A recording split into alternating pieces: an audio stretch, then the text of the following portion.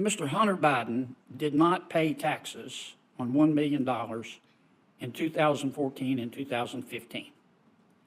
And he deducted payments from his income tax for personal expenses when he did file.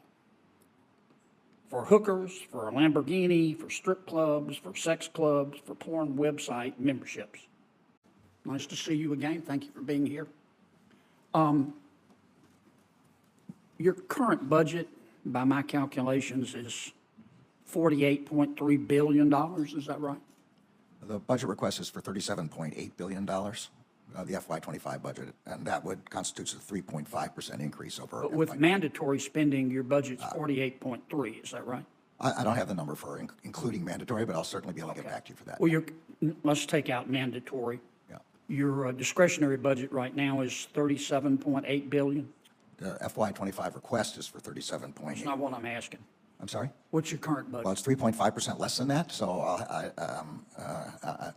I can take out my calculator and do the math, but I don't have it in front of me. All right, well, let me put it another way. You're asking for an extra $467 million, is that right?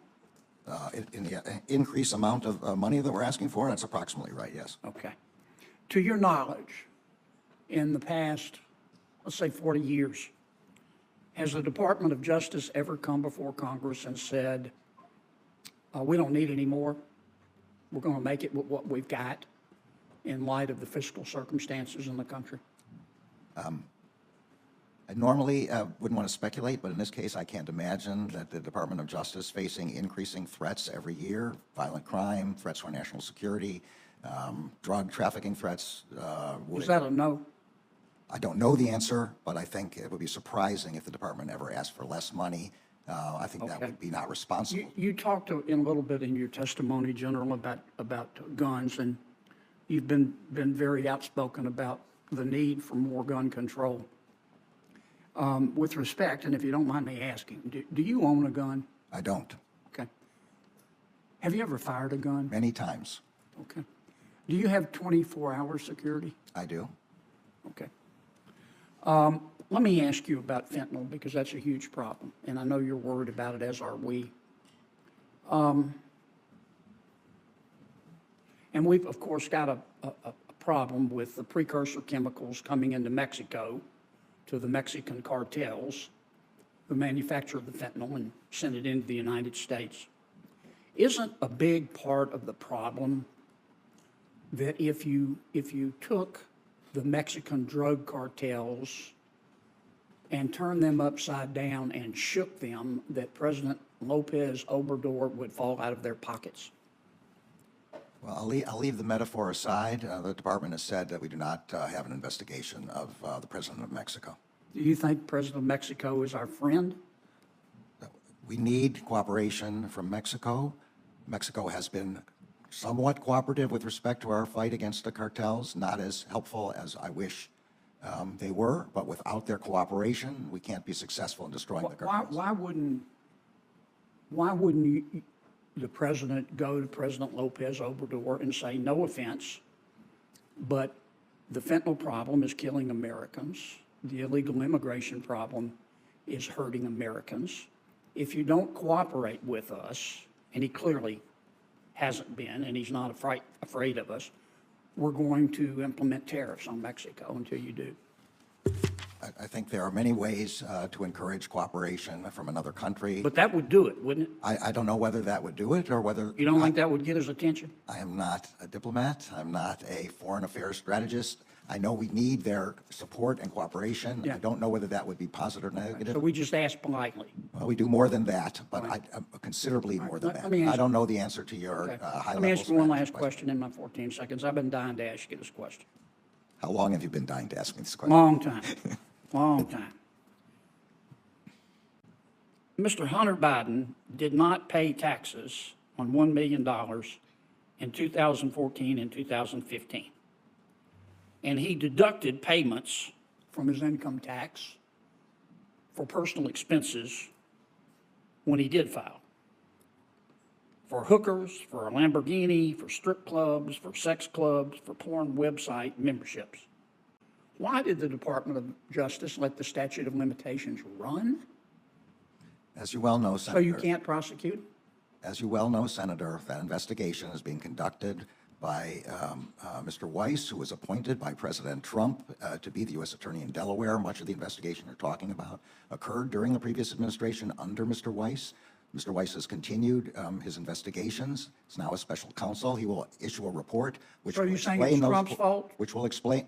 No, I don't know whether there's fault or not. Mr. Weiss will explain this in his report. But we can't, Mr. Hunter Biden walks free on not paying taxes on $1 million from 2014 and 15 because the Department of Justice let it happen, right? Again, I'm not going to comment on decisions made in a pending investigation. In the end, Mr. Weiss will issue a report. I will provide the report to Congress. You'll be able to question Mr. Weiss as to his reasoning, and he will be able to defend his reasoning. Would you come with Mr. Weiss when he does that? I'm not going to know the intricacies of Mr. Weiss's investigation. There would be no point. It's Mr. Weiss who's responsible for this investigation. But you were head of the Department of Justice. Yes, and I've appointed him as special counsel so that he can independently investigate this matter. Okay. Thank you very much, Senator Kennedy. Senator Manchin. Thank you, Madam Chairman, and thank you, Judge, for being here. I appreciate your service. I'm over. Thank you, Mr. Chairman. It was a hearing like so many before. Budget numbers, policy jargon, the language of Washington routine. But beneath the surface, something far heavier was building. Senator John Kennedy of Louisiana leaned into the microphone, his voice calm, almost conversational. Across from him sat Attorney General Merrick Garland, guarded, deliberate, carrying the weight of the Justice Department and its credibility on his shoulders. The early questions were about numbers, the Justice Department's budget, the billions requested, the percentage increases that seem small only in this city. Kennedy pressed, as he always does, for precision, because in government, vagueness is often a disguise for excess. But this hearing wasn't about money. It was about trust. The exchange moved quickly, from budgets to guns, from fentanyl to the borders of Mexico, the global woven into the domestic, all leading toward one inevitable question. Kennedy's questions were not random. They were steps in a slow, deliberate cross-examination. Each topic built a frame, one that painted a portrait of a department that seems always to ask for more. More money, more power, more excuses. And then came the turn, the silence before impact. Kennedy's eyes narrowed slightly. His tone didn't rise. It softened, almost friendly. But behind that softness was steel. He said he had been dying to ask a question. The room quieted. Every camera leaned forward. And then it came. Clear, unflinching, unmistakable. He asked about Hunter Biden, the son of the sitting president. Kennedy didn't speak in generalities. He spoke in facts, or at least the kind of details that can't be dismissed as speculation. He cited the millions in unpaid taxes, the years 2014, 2015, the personal expenses claimed as business deductions, hookers, strip clubs, sex clubs, porn memberships, a Lamborghini. It wasn't gossip. It was on the record. It was a test, not of Hunter Biden, but of Merrick Garland's Department of Justice. And Kennedy's question was simple. Why did the Department of Justice let the statute of limitations run out so that no charges could be brought? There was a pause, the kind that feels like an eternity under fluorescent light and public scrutiny. Garland's answer came with the familiar rhythm of bureaucratic defense. He said the investigation was being conducted by David Weiss, appointed, he noted, by President Trump. Weiss, now a special counsel, would issue a report. Garland said he could not comment. Kennedy interrupted, his tone sharper now, the politeness stripped away. So you're saying it's Trump's fault? Garland shook his head. I didn't say that. But the damage was done, not by accusation, but by hesitation. The senator leaned back, his expression steady, his words cutting through the fog. Hunter Biden walks free on not paying taxes on $1 million because the Department of Justice let it happen, right? Again, Garland deflected. Again, the same refrain. I can't comment on a pending investigation. But the point wasn't the answer. It was the question, the one millions of Americans have asked silently while watching the scales of justice tilt in plain sight. Kennedy's voice didn't need to rise. The moral weight did it for him.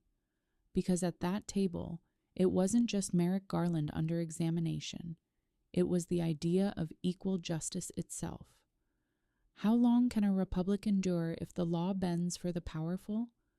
How long can faith in government survive when accountability ends where influence begins? Garland promised a report. Kennedy promised to read it. But for the public watching, no report can repair what hesitation has already revealed. That justice delayed, justice avoided, justice politicized, is justice denied. In that moment, the hearing was no longer about Hunter Biden.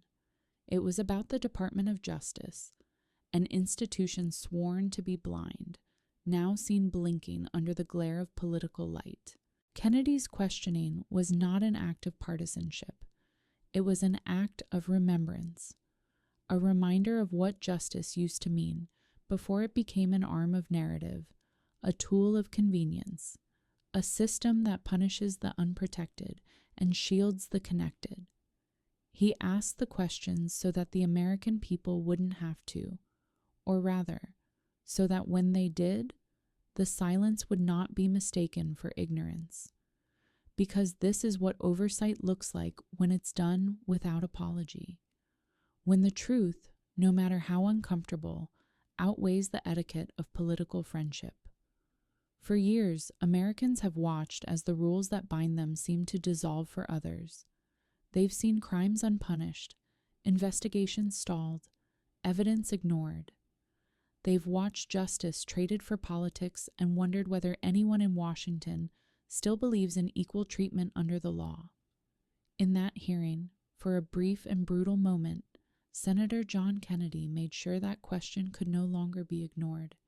He forced it into the record, into history. And history will remember it not as a political exchange, but as a test of moral courage in a government where truth has become negotiable. Because justice that serves power is not justice at all. And if America is to remain what it was meant to be, a nation of laws, not of men, then questions like Kennedy's must never stop. For every American who wonders if the system still works, for every citizen who senses that the law has two faces, one for the powerful and one for the powerless. This moment on Capitol Hill was more than theater. It was a reminder that one voice, armed with truth and courage, can still shake the walls of power, for accountability, for equal justice, for the truth, no matter who it offends.